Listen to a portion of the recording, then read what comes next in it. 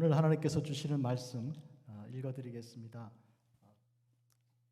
사도행전 21장 27절에서 36절까지입니다.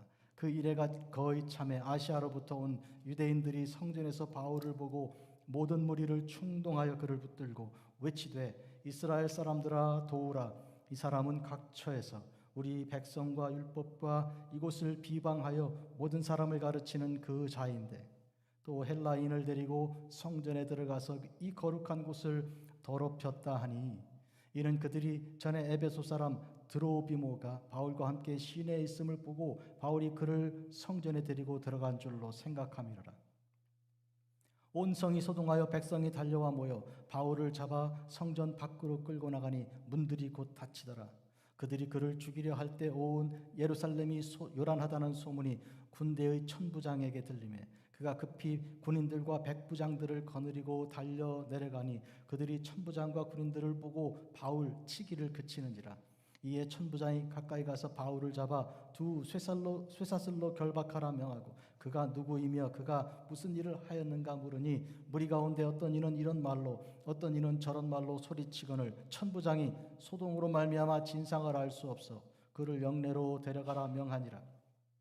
바울이 층대 이를 때 무리의 폭행으로 말미암아 군사들에게 들려가니 이는 백성의 무리가 그를 없이 하자고 외치며 따라가미로라. 아멘.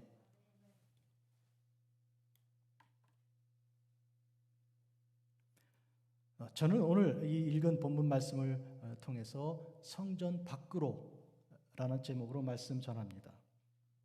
오늘 말씀을 들으면서 은혜가 되시면 혹시 영어권 계신 친구나 혹은 가까운 데 분이 계시면 우리 교회 영어 예배도 같은 주제로 말씀을 전했기 때문에 홈페이지 들어와서 말씀을 들으라고 권면해 주시면 좋겠네요. 성전 밖으로 한번 상상해 보겠습니다. 어떤 사람이 집을 굉장히 사모해서 기다리고 또 기다립니다. 뭐 군인이면 휴가를 얻어 이제 집에 갈 날짜를 손꼽지 않겠습니까? 그런데 그리던 고향에 없고 그리고 반갑고 이 사랑스러운 사람들이 있는 집에 들어갔는데 그런데 어찌된 일인지 집안에서 분위기가 이상하고요. 그러다가 쫓겨나서 끌려나가서 이제 매를 맞아 거의 죽게 되었다면 도대체 그 무슨 일입니까?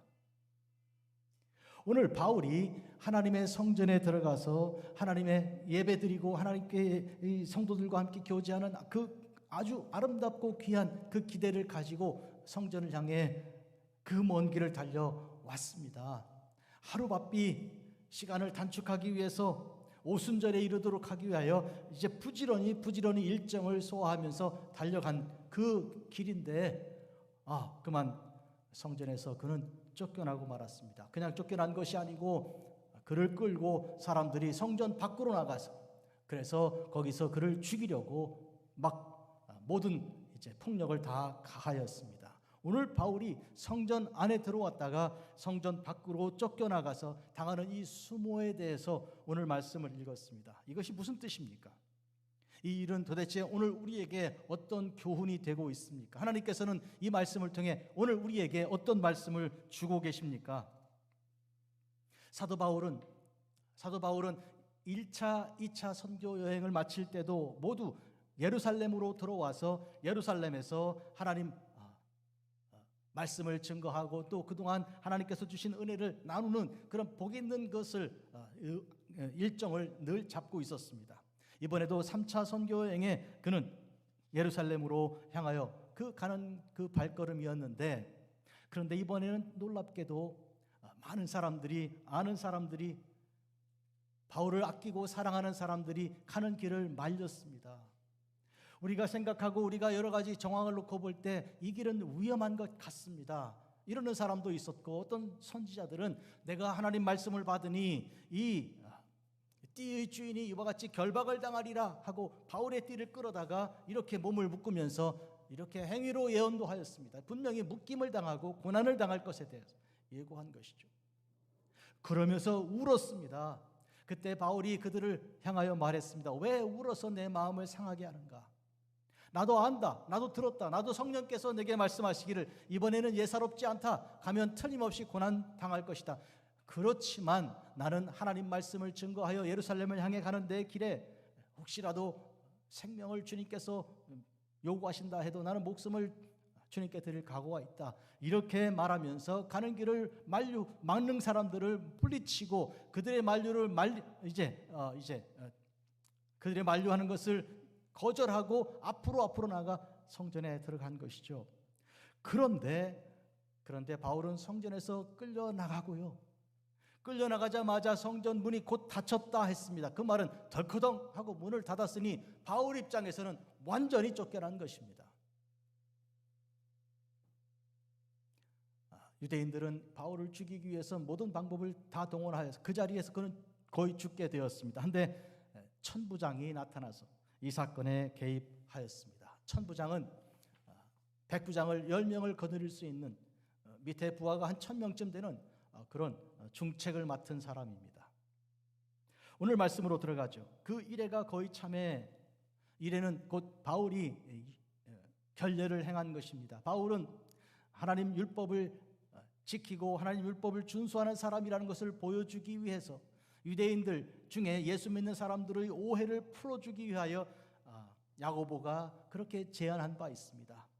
예수님의 동생 야고보가 바울 당신이 율법을 폐기하고 율법을 이제 가르치지 않는다고 그렇게 소문이 나 있는데 그들의 오해를 불식시키기 위해서 결례를 좀 행하는 것을 보여주라. 그리고 우리 중에 몇 사람이 있는데 그들이 결례 행하는 것, 바울 당신이 돈을 좀 내서 사비를 내어서 그들을 도와주면 아주 적극적으로 율법을 지키는 것에 대하여 유대인들 그리스도인들이 이제 오해를 풀지 않겠는가.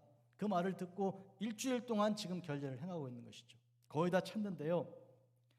그런데 아시아로부터 따라온 유대인들이 있었습니다. 이들이 바울을 보고 모든 무리를 충동에 붙들었습니다. 여러분, 바울의 1차 선교, 2차, 3차 선교 여행이 이 아시아 지역을 돌고 유럽까지 가고 하는 그런 과정에 그를 추격하고 추적하고 따라붙는 사람들이 있었습니다. 어떻게 보면 마치 톰과 제리 같이요, 쫓아가는 있고 그 다음에 도망가는 누가 있잖아요. 그것처럼 바울이 추격하고 추격당하는 그런 모습 속에서 선교 일정이 막 만들어지기도 했습니다. 다 그런 건 아니었지만 상당히 많은 부분이 이 지역에서 쫓겨 저쪽으로 가고 거기서 또 쫓겨 저쪽으로 갈 때 어떤 때는 바구니를 타고 이 성 밖으로 내려가기도 하고요.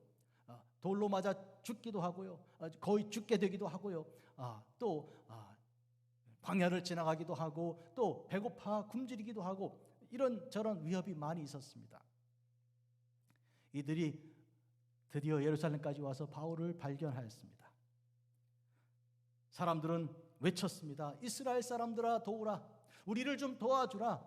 우리가 볼 때 이 사람이 바로 그 문제의 그 사람이다 하고 예루살렘에 있는 유대인들을 격동시키기 시작했습니다. 이 사람들은 각처에서 세 가지로 잘못된 가르침을 베푼 사람이다. 첫째로 우리 백성과, 두 번째로 율법과, 그리고 이곳 곧 성전에 대하여 회방하고 부정하는 그런 거짓된 가르침을 증거한 사람이다.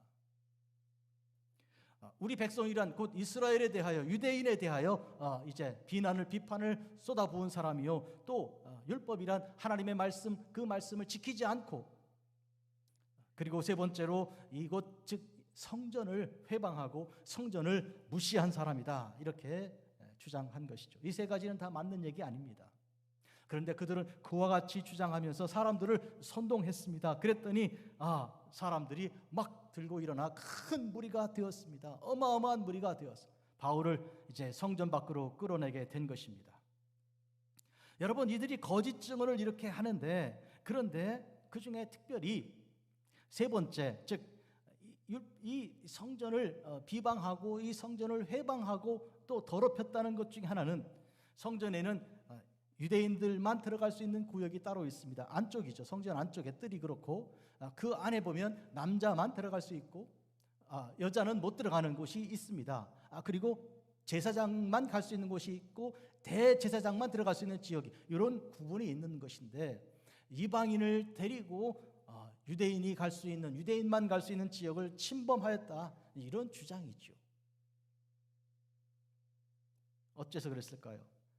그들이 언제 에베소 사람 이 드로비모라는 사람을 데리고 바울이 시내에 있는 것을 보았습니다. 시내란 예루살렘 외곽을 말하지요. 성전 안을 말하지 않습니다. 그 시내에 있는 것을 보고 그들은 성전 안에 유대인들만 가는 지역에 저 드로벨 문을 데리고 갔을 것이다 라고 추측했습니다. 사람이 생각을 하고 보면요, 실제로 그런 것처럼 보이고 또 그것이 믿어지는 수가 있습니다. 그리고 그것을 사람들에게 말했는데 사람들은 소리치면서 그것을 그대로 받아들였습니다. 무리가 군중이 되면, 많은 무리가 되면 사람들은 판단력을 상실하고 사실 여부를 따지지 않고 이렇게 하는 수가 있지요. 온 성이 소동했습니다. 그리고 백성들이 달려와 모였습니다. 사람들 걷는 사람 아무도 없어요. 막 뛰는 거예요, 그냥. 그리고 바울을 잡아서 성전 밖으로 끌고 갑니다. 자기 발로 걸을 수 있는데도 그냥 붙들어서 끌고 가는데 문들이 뒤에서 쾅쾅쾅 하고 닫혔습니다. 상상 한번 해보십시오. 사모한 하나님의 성전, 예루살렘에 대한 그 소망을 가지고 그는 달려왔고, 그리고 와서 예배드리는 그 기쁨과 감사가 있었습니다. 한데 그는 지금 쫓겨나고 있는 것입니다. 그 분노하는 사람들, 이 말하고 저 말하고 이 사람 말도 저 사람 말도 알아들 수 없는 그 소리치는 가운데 바울이 지금 쫓겨나 자기 등 뒤에서 문들이 쾅쾅 닫히는 그런 가운데 지금 그는 매를 맞고 있습니다. 그들이 그를 죽이려 할 때 31절입니다. 온 예루살렘이 소란하다는 소문을 누가 들었는가 하면 천부장의 귀까지 들어간 것입니다. 천부장이 군대를 동원하여 백부장들을 동원하고 출동하였습니다. 천부장이 출동하면 군인들이 그냥 상식적으로 1000명이 동원됐다는 얘기예요. 그만큼 동원될 만큼 이 예루살렘 안에는 어마어마한 유대인들이 일어나서 바울을 지금 한 사람을 죽이기 위해서 성 밖에서 어마어마한 움직임으로 어떤 행사를 하고 있습니다. 그런데 그들이 번쩍번쩍 빛나는 이 로마 군인들, 여러분 로마 군인들 움직일 때 보면 이 칼이 양쪽에 날이 선 칼이 번쩍거리고요. 그리고 방패가요. 이렇게 쩌렁쩌렁 울리는, 쿵쿵 땅을 치면서 나오면 뭐 정신이 하나도 없는 거예요. 로마 군인의 이 행진 모습은요, 모든 사람을 가슴에 떨게 하는 그런 능력이 있습니다. 일사불란한 그 로마 군인들이 여러분 그 당시에 전 세계를, 당시에 그 지중해 전 세계를 다 장악한 그 군인들이 천부장 중심으로 1000명이 나타났다면 어마어마하잖아요. 그 유대인들이 꼼짝 못하고 잠잠하여 바울을 치기를 그쳤습니다. 이제 천부장이 묻습니다. 바울, 이 사람이 누군가? 도대체 뭐 때문에, 이 사람 때문에 일이 일어나는데 무슨 일인가? 이 사람은 누구냐? 그리고 그에게 무슨 일을 한 사람인가 물었습니다. 그러면 자초지종 이야기를 해야 되는 거 아닌가요? 그런데 이 사람은 이 말하고 저 사람은 저 말하고 이쪽 무리에서는 우하고 저쪽 무리에서는 우하는데 이 도대체 알아들을 수가 없는 거예요.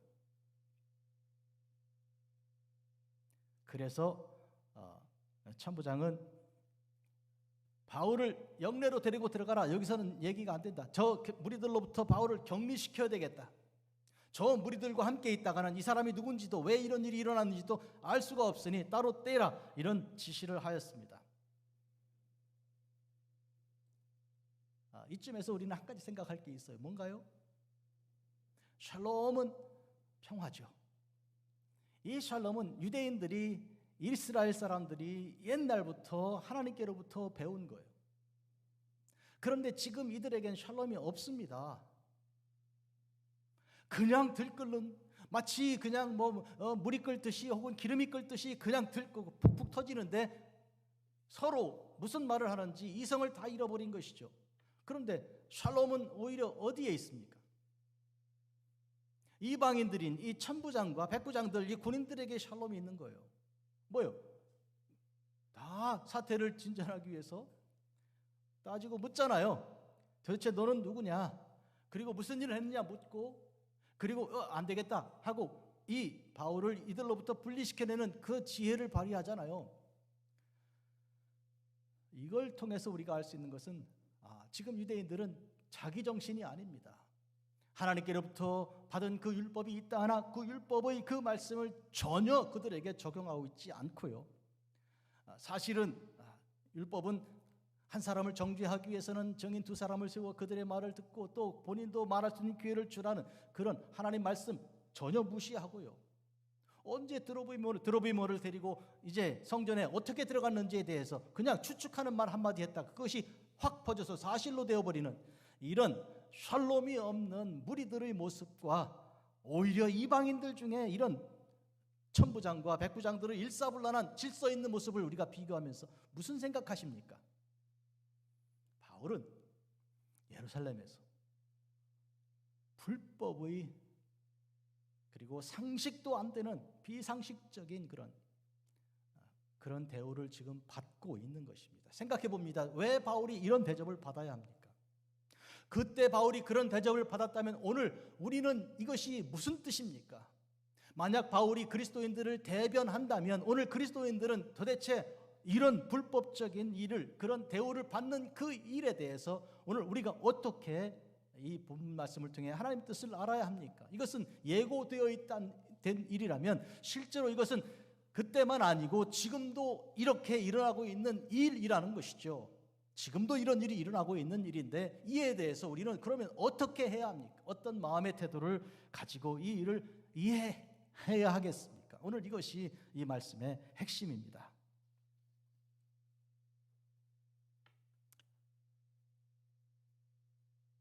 중국에 2009년부터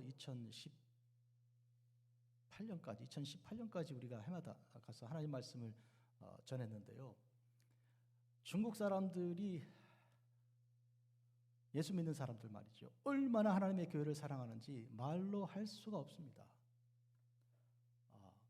동관교회 그 선양에 있는 동관교회 예배 참석을 여러 번 했는데 안에 본당에 들어가려고요.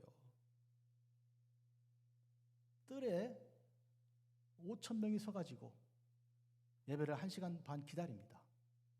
그런데 스피커가 나와요. 안에 무슨 얘기 설교하는지 찬송이 뭐가 나오는지 다 들어요. 거기서 예배 다 드려요. 그러고 나면 1시간 반 후에 안에 있는 사람이 쫙 나오잖아요. 그럼 그 사람들이 몰려서 밀려가지고 안으로 들어가는 거예요. 들어가서 자리 잡고 앉아서 또 1시간 예배 드리는 거예요. 그럼 뜰에 또 있어요. 그만큼 사람들이. 헌금하는 시간을 봤거든요. 이 춤에서 옛날 우리 할머니들이 못 꺼내는 거 있잖아요. 꺼내는데 꼬깃꼬깃한 이 돈을 그 자리에서 막 펴가지고 드리는 그 모습 보니까요. 하나님이 참 사랑하시겠다. 얼마나 사랑하실지 생각이 됩니다. 바로 그런데 그 교회가 지금 뭐 경찰이 동원되고 담임 목사님 잡아가고요. 지금 그런 교회가 됐어요. 한 2만 명 모이는 교회인데 이게 그렇게 됐어요. 그거는 이 동북 그러니까 지방에 있는 그 여러 7,000개 이상의 교회들이 십자가를 끌어내고 문 닫은 것 중에 하나입니다. 그게 교회를 사랑하여 주 앞에 예배드리러 왔던 사람들이 쫓겨나는 것이죠. 그들 뒤로 문이 쿵쿵 닫히고 십자가가 뜯어지고요. 그걸 보는 거예요. 그것이 중국 교회 오늘 현실이요. 모든 선교사들 다 쫓겨났습니다. 아무도 선교사가 없어요. 현실이 지금. 자, 아프리카 한번 생각해 보겠습니다. 우리 최관신 선교사님은 여기 계시지만은 아프리카 특히 루안다 같은 데를 보면 예수 믿는 사람들이 교회 밖으로 쫓겨난 거예요. 이 교회당 못 들어간다는 거예요. 저들이 어떤 정성을 가지고 세운 그 교회인데 나무를 가져다가 그리고 돌을 가져다가 올리고 기뻐하고 찬송하고 예배드렸던 그 예배당인데 7,000개가 문을 닫았다 그러니까 못 들어가게 한다니까. 나라가 몇 개 안 되는 1,200만 명이 전체 인구인데 7,000개 교회를 닫았다면 도대체 무슨 교회를 어떻게 닫은 거예요? 하나님의 교회 예배 드리러 갔다가 예배 드리지 못하고 울며 돌아오는 사람들이 있는 현실이 오늘 현실이요. 북한 땅은 말할 것도 없지 않습니까? 사랑하는 하나님의 교회, 나의 가정, 나의 그 고향집보다 어머니 아버지 계신 고향집보다 더 마음이 깊은 그 사랑하는 교회 가서 쫓겨나 나오는 그 모습, 그 정도만 아니고 죽임을 당할 만큼 끌려가 매맞고 모진 고문을 당하는 그 모습은 우리가 바울 때만 아니라 오늘 우리에게도 현실입니다. 독재 국가가 그렇다면 자유가 보장되고 있는 그런 미국이나 대한민국 같은 나라들의 교회는 또 어떻습니까? 예수 그리스도 주님, 우리를 위해 죽으신 예수님의 복음을 증거하여 예수님 그리스도께서 우리를 위해 죽으셨으니 이 세상은 다 죽을 수밖에 없는 사람들인데 주님께서 우리를 살리셨으니 예수 그리스도를 믿으시라고 증거하는 일이, 이것이 교회 안팎에서 무시되고 제지당하는 그런 현실입니다. 이 미국 땅에 예를 들면 많은 교회들이 예수 그리스도의 이름으로 증거하는 일을 벌써 포기하였습니다. 안팎에 그런 주장들이 일어나고 있으니까.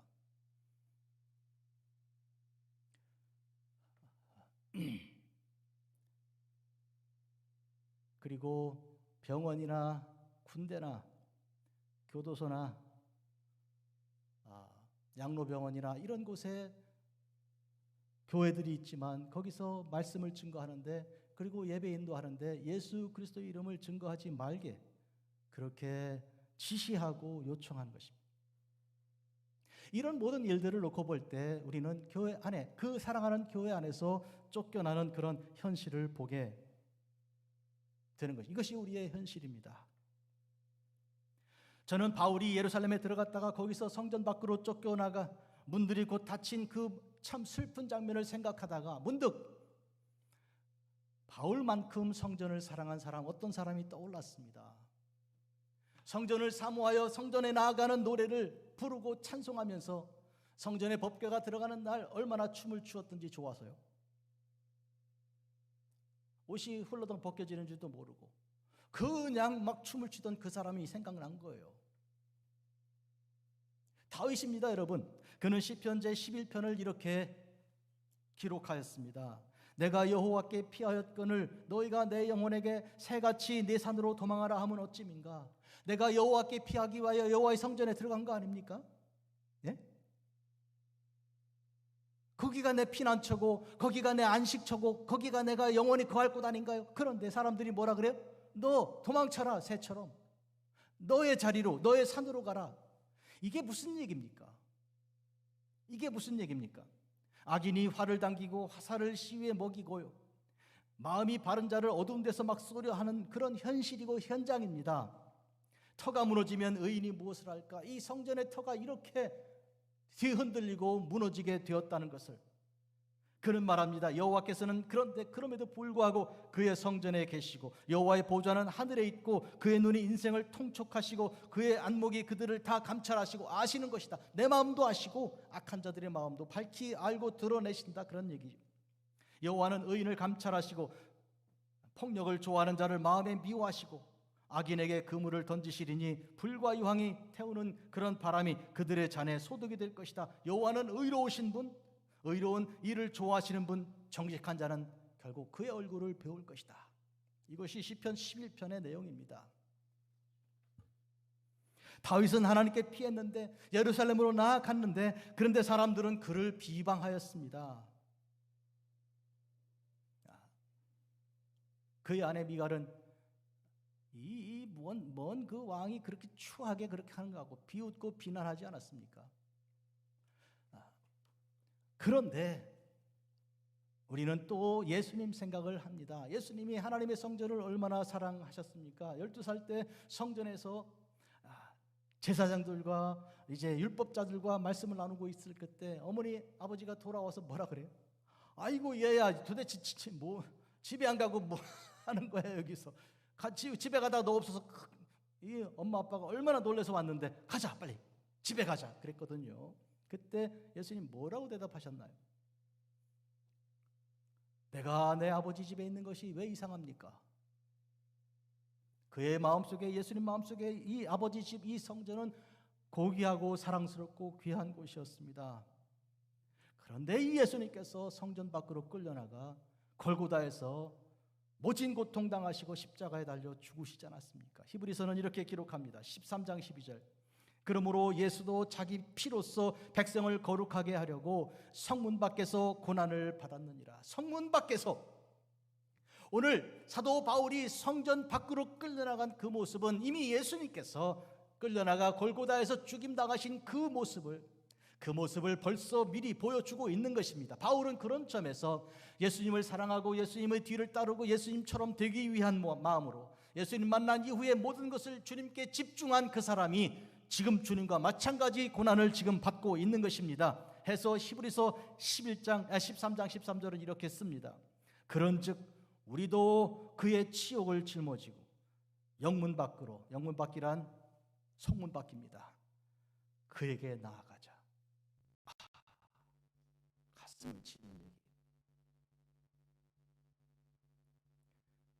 어차피 우리가 끌려나갈 것이긴 하지만 그러나 우리 발로 걸어나가자. 주님 향해 가자. 주님 따라가자. 성전에 있는 사람들 그들의 마음에 들게 하려고 그들에게 아첨하면서 그들에게 어떻게 살아남으려고 하지 말고 당당히 걸어 주님 따라가자. 주님 따라가자. 이에 예수께서 제자들에게 이렇게 말씀하셨습니다. 마태복음 16장 24절 누구든지 나를 따라오려거든 자기를 부인하고 자기 십자가를 지고 나를 따를 것입니다. 저는 이제부터 결론 말씀을 드리려고 합니다. 하나님의 교회가 위협을 받고 있습니다. 안팎으로 위협이 날마다 더하고 있는데요. 그 중에 저는 특별히 하나님 말씀을 잘못 알고 믿음을 잘못 가지고 오해한 가운데 열심히 있는데 그 열심으로 교회를 오히려 털을 흔드는 그런 잘못된 신앙에 대해서 슬퍼하고 안타까워하고 굉장히 마음에 괴로움이 있습니다. 거짓 증인이 많이 왔으나 얻지 못하더니 후에 두 사람이 와서 이르되 이 사람이 말이 내가 하나님의 성전을 헐고 사흘 동안에 지을 수 있다 그렇게 말하더라 하고 예수님을 거짓으로 말했을 때 여러분 예수님께서는 절대 그렇게 말씀하신 적 없어요. 내가 하나님의 성전을 헐고 사흘 만에 짓겠다 한 적 없습니다. 뭐라고 말씀하셨습니까? 너희가 성전을 헐라 내가 사흘 만에 일으키겠다 그렇게 말씀하셨죠. 너희가 성전을 헐라 이렇게 요한복음 2장에 말씀하셨을 때 주님은 성전을 헬라어로 나오스를 헐라 그렇게 하신 거예요. 나오스는요 건물이 아니에요. 건물은 히에론이라는 이 명사가 따로 있어요. 건물은 돌과 나무와 이런 걸로 이렇게 지은 이게 건물이잖아요. 주님은 그렇게 히에론하지 않고 나오스 그러셨다니까요. 나오스는 뭔데요? 지성소를 말합니다. 지성소는 공간이잖아. 이 공간은 뭐 만들어진 이렇게 세우는 게 아니잖아요. 거룩한 그 공간이잖아요. 그걸 헐라는 것은 당신의 몸 예수 그리스도의 당신을 십자가 못 박으라 그런 뜻이요. 이런 성전된 당신의 몸을 성전된 즉 나오스된 당신의 몸을 헐라고 그랬지 무슨 건물 돌을 가지고 말씀하셨나요? 그런데 그것을 이제 자기가 헐고 자기가 짓겠다고 그랬다고 우선 거짓을 이렇게 도하려 주장할 때 사람들이 그 말을 그대로 믿고 그렇게 인정한 거 아닙니까? 마치 바울이 드로미고를 데리고 성전 안에 들어간 것처럼 말도 안 되는 얘기를 그렇게 주장했죠. 바울이 예루살렘에 돌아왔을 때 예수님을 하나님의 아들로 알아보지 못하고 율법주의에 갇혀 진정한 복음의 길을 알지 못하는 유대인들이 바울을 핍박하였습니다. 바울의 죄목도 어떤 죄목이었나? 세 가지. 백성들에 대하여 율법에 대하여 그리고 이것 성전에 대하여 잘못된 것이라 이렇게 주장했는데 사실은 이 중에 세 번째에 집중했습니다. 세 번째 뭐예요? 성전 모독죄에 대해서 말한 것이죠. 여러분 말씀드립니다. 성전 모독죄 그런 게 어디 있습니까? 율법에 그런 율법이 어디 있습니까?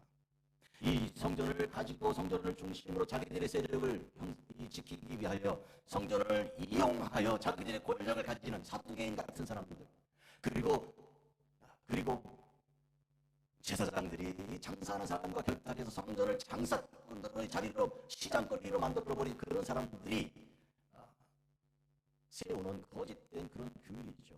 그걸 어겼다는 거 아닙니까? 예수님을 잡은 것도 예수님을 이제 죄목으로 잡은 것도 결국 성전 모독죄입니다. 성전을 헌다 그랬고 새로 짓는다 그랬다 이렇게 한 것이죠. 두 번째로 바울도 마찬가지입니다. 바울의 죄목도 결국은 성전 모독죄입니다. 이방인을 데리고 성전에 들어왔다는 것이죠. 그런데 여러분 하나님께서 온 이방인들을 다 향하여 하나님의 성전을 열고 다 들어오게 하신 거 아닙니까? 이방인의 빛이 되도록 이스라엘과 예루살렘을 부른 거 아닙니까? 그런데 그것은 보지 못하고 알지 못하고 이방인을 데리고 왔다고 그런 규정 가지고 사람을 잡는 이 일이 도대체 무슨 일입니까? 이쯤에서 저는 하나님 말씀을 오해하고 믿음을 잘못 가진 사람들이 교회 안에서 오히려 교회를 흔드는 경우에 대해서 말씀드립니다.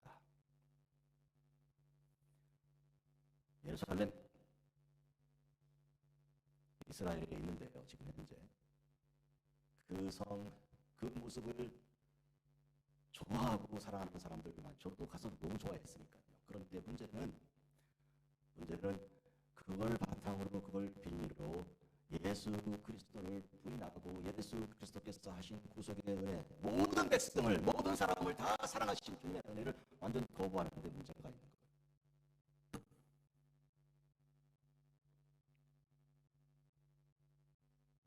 예루살렘은 파괴되고 무너지고 없어질지라도 하나님의 말씀이 영영이 서고 말씀이신 예수 그리스도가 전파되고 또 전파되어야 하는 것입니다.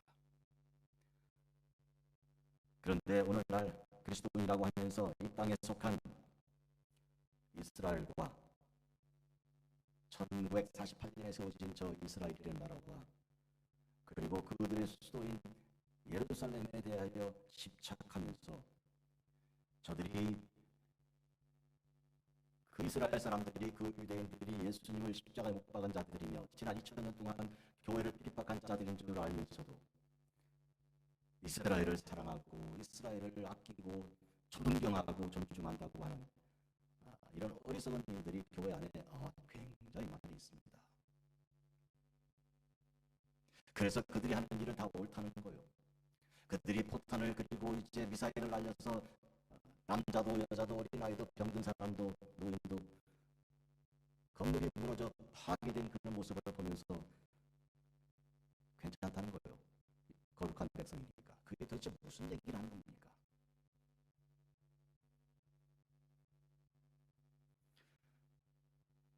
저는 여기저기에서 신문에 나거나 혹은 여기저기 들리는 얘기가 아니고 이 피부 속에 우리의 삶 속에 우리의 현장 속에 들어와 있는 잘못된 믿음을 가진 사람들의 그 오만과 그 무죄함에 대해서 참 안타까워하는 것입니다.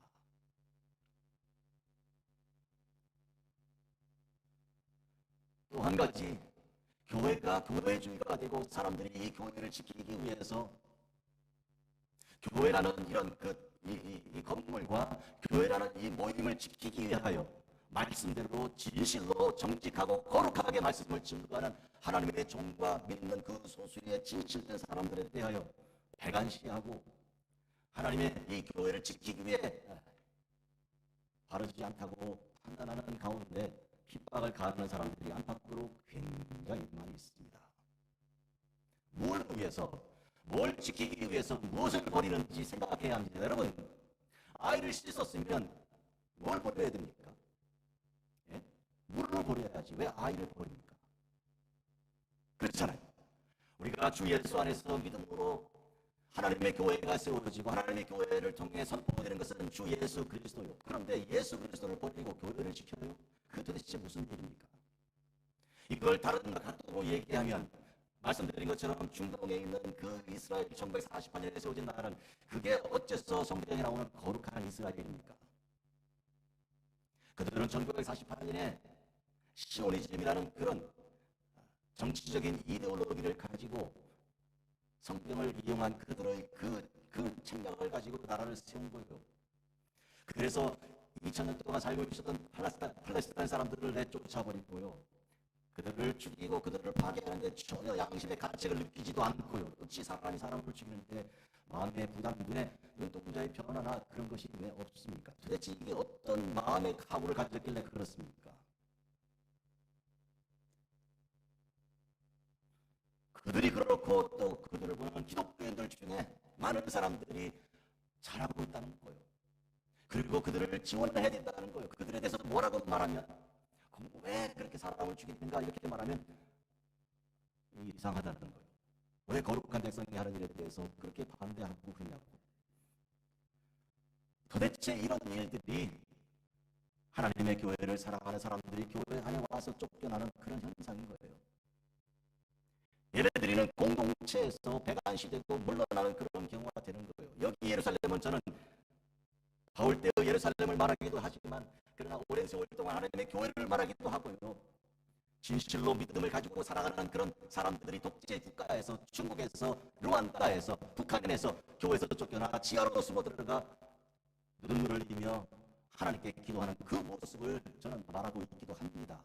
또 일반으로 정상적인 교회들 중에서도 이와 같이 바른 믿음과 바른 신앙이 없이 예수 그리스도를 바르게 증거하는 그들에 대하여 그만두라고, 이 미국 같은 나라가, 복음으로 세워진 나라가 군대 군목에게 예수 그리스도 이름을 전하지 말라고, 병원 원목에게 주 예수 그리스도 이름을 증거하지 말고 환자들에게 그냥 하나님 얘기만 하라고, 깐만 하고 지서스는 말하지 말라고, 이런 도대체 나라가 어디 있습니까?